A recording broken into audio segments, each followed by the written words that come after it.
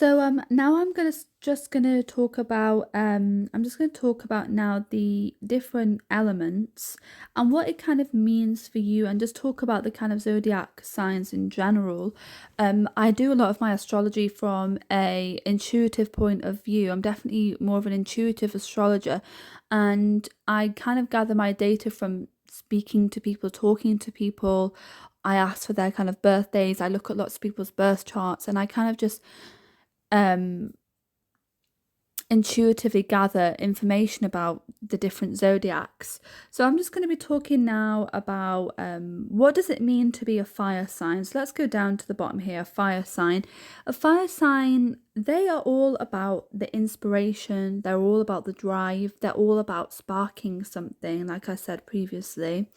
They do initiate new direction. So they're the people that have been given the gift of knowing when is it we need to stop the old and we need to start the new in some way.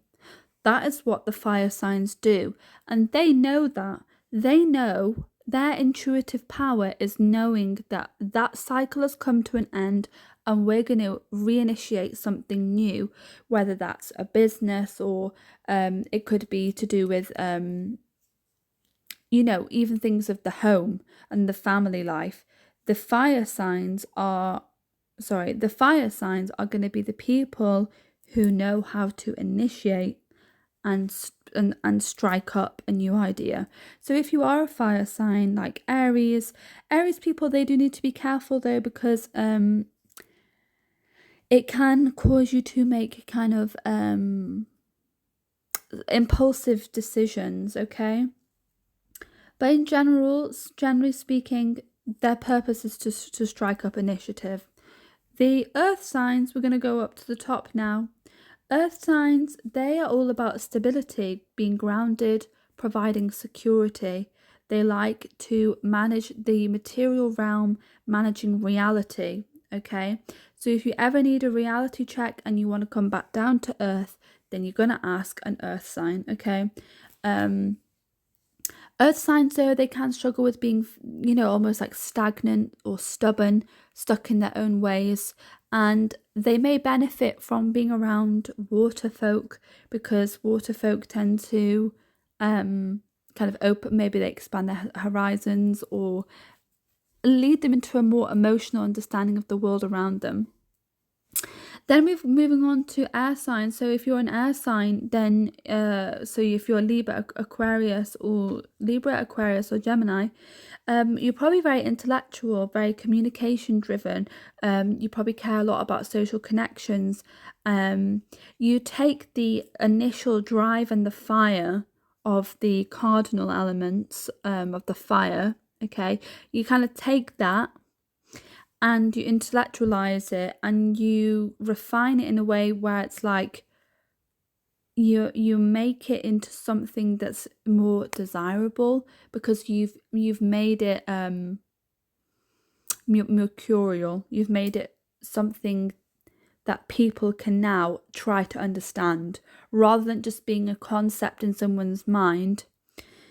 The intellectual element of the air signs is that they pinpoint, that's how it's going to make money, that's how it's going to manifest, and that's how you're going to make a living off it, that's how you're going to do it, okay? So they intellectualize what's been stabilized and what has been started by the earth and the fire elements. And then moving on to the water elements. So you've got the Cancer, Scorpio and Pisces on the third row down.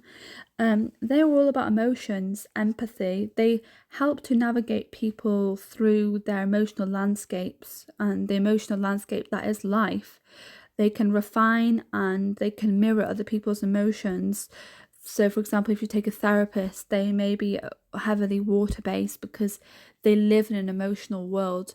The only thing that I would say about water signs is to be careful not to drown in emotions and not to lose touch with reality, drifting off into nebulous energy and drifting off into escapism or addiction or lacking boundaries with people.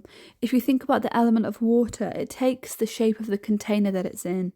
So they are very influenced by the people around them.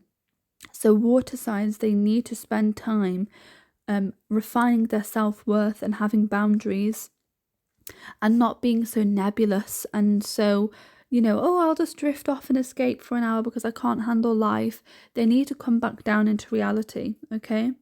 So yeah, that is going to be the end of my 2-part series where I talk about the modalities and the elements of the zodiac. Thanks for tuning in. Bye.